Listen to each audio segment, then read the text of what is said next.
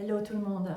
Alors j'ai eu quelques déboires ces derniers temps avec différents jeux de cartes et la semaine dernière j'ai irréversiblement abîmé une carte de mon tarot des vampires.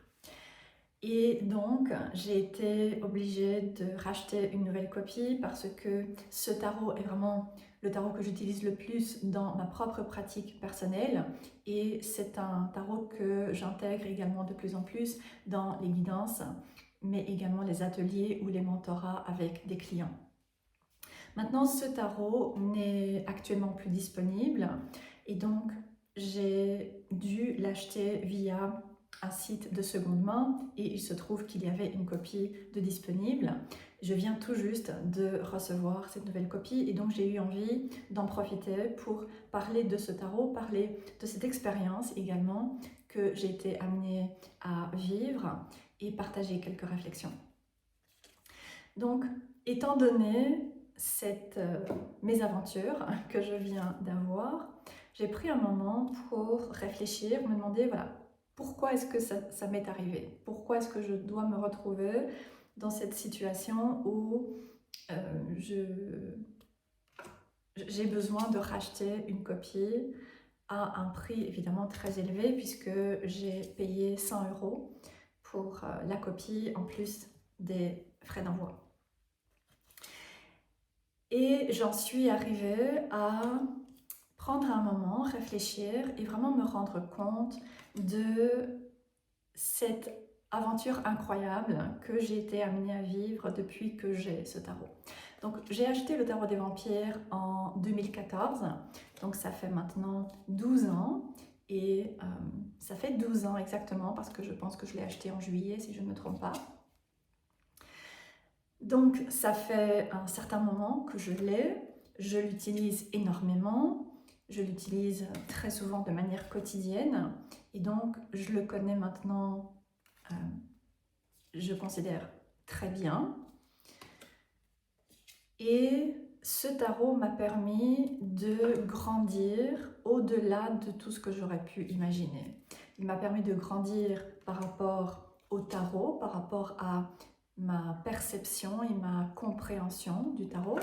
Et il m'a permis de grandir également par rapport à ma propre perception également de la spiritualité et par rapport à ma pratique spirituelle. J'ai aujourd'hui construit une pratique avec le tarot et une pratique spirituelle qui me permettent de me sentir profondément alignée avec moi-même, qui me permettent de me sentir très épanouie également et très en accord avec qui je suis et avec comment j'envisage la vie et ma vie.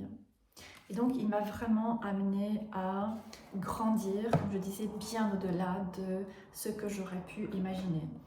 Et j'ai eu envie de parler tout particulièrement du 3 de bâton, qui est le 3 de sceptre ici dans le tarot des vampires.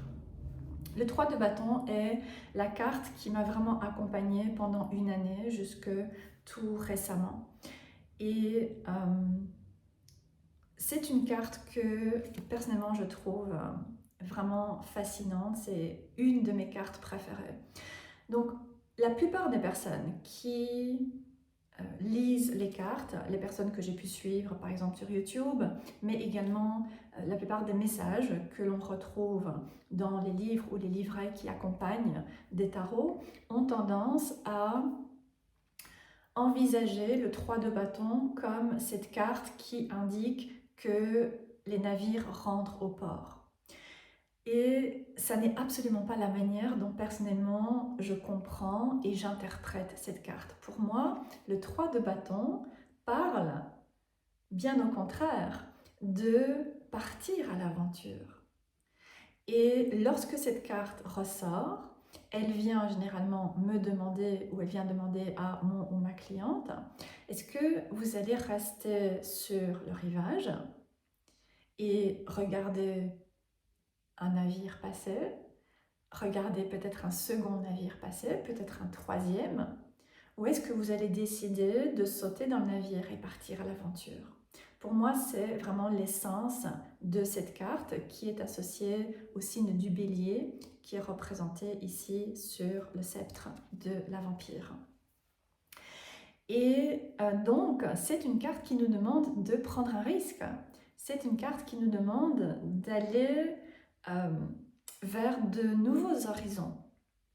Ce qui implique de laisser aller ce qui est connu, ce qui est familier, ce qui est prévisible, ce qui est également confortable, pour aller vers certaines expériences qui vont nous placer dans une certaine incertitude, dans une certaine instabilité également, et certainement dans de l'inconfort.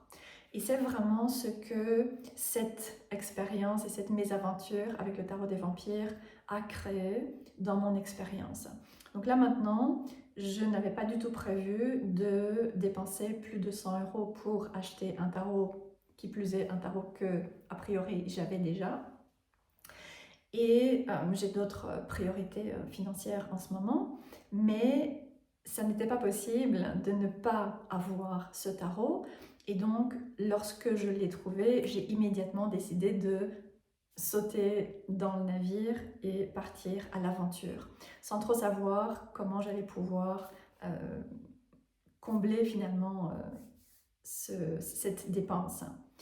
Et justement, il y a une réflexion très intéressante que ce 3 de bâton vient nous encourager à réaliser. Parce que très souvent, nous avons cette idée que prendre un risque signifie perdre quelque chose.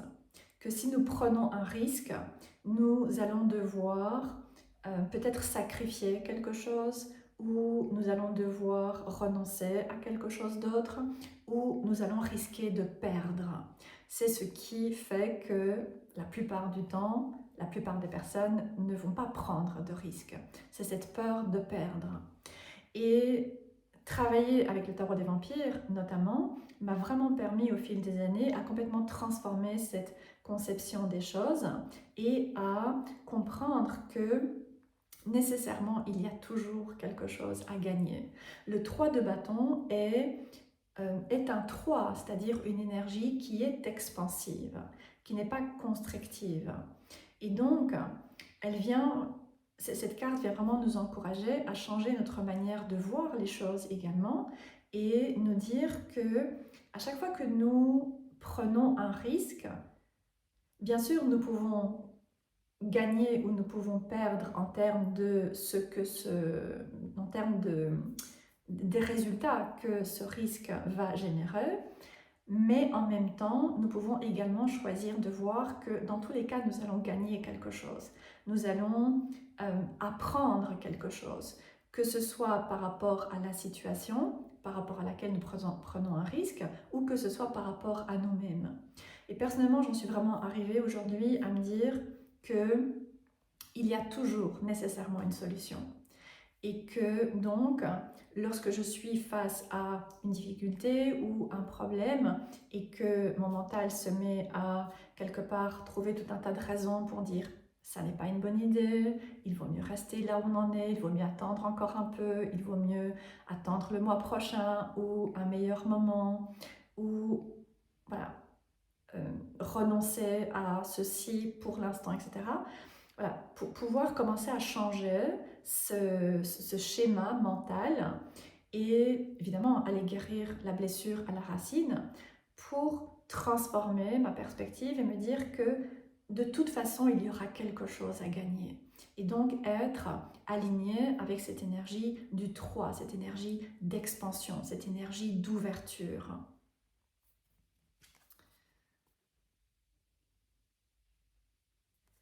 Et donc voilà, ce sont les réflexions que je me suis faites avec ce tarot qui, encore une fois, est un tarot comme aucun autre,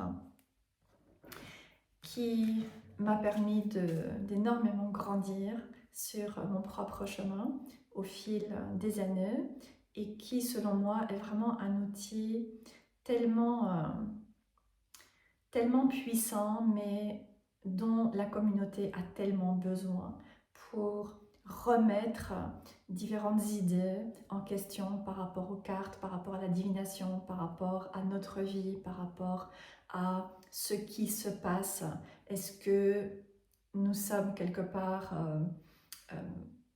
dépendants et impuissants par rapport à ce qui se passe, ou est-ce que nous créons nos propres expériences? Est-ce que nous pouvons récupérer notre propre souveraineté par rapport à ce que nous vivons et ce que nous choisissons de vivre? Et pour moi, le tarot des vampires, c'est vraiment ce qu'il m'a appris à pouvoir travailler et transformer dans ma propre expérience.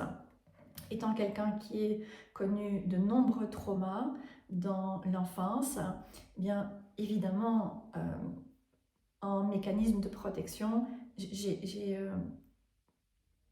pendant de nombreuses années eu cette impression de subir les choses. C'est le propre d'un trauma. Et travailler avec le tarot des vampires, mais également avec d'autres outils, mais celui-ci a vraiment été fondateur et a été central également. Travailler le tarot des vampires m'a permis de commencer à transformer ces énergies et ces dynamiques, aller amener une guérison à un niveau très profond, permettre de complètement transformer ma manière de voir les choses, transformer également mes croyances et choisir de nouvelles croyances qui sont alignées, qui me permettent de me sentir dans mon pouvoir et qui me permettent de pouvoir me sentir à l'aise finalement dans cette vie que j'occupe, et en arriver à bousculer certaines croyances et certains schémas pour ne pas rester sur le rivage à continuellement voir les navires qui passent et avoir cette impression que je dois attendre le prochain ou que je dois simplement laisser passer le navire, mais pouvoir vraiment revenir dans mon pouvoir et me sentir suffisamment protégée et soutenue par ma pratique avec les cartes, avec mes divinités, avec la notion de mythe, avec le travail sur les ombres, pour me sentir capable finalement de faire ce saut, partir à l'aventure en ayant confiance que nécessairement je vais gagner quelque chose, nécessairement ça va me permettre de grandir, nécessairement même si les choses ne se passent pas comme j'aimerais qu'elles se passent, comme je voudrais qu'elles se passent, il va y avoir quelque chose à gagner et donc il va y avoir cette énergie expansive. Voilà, j'espère que cette courte vidéo aura pu vous parler et je vous retrouverai à l'occasion d'une prochaine vidéo. Bye tout le monde.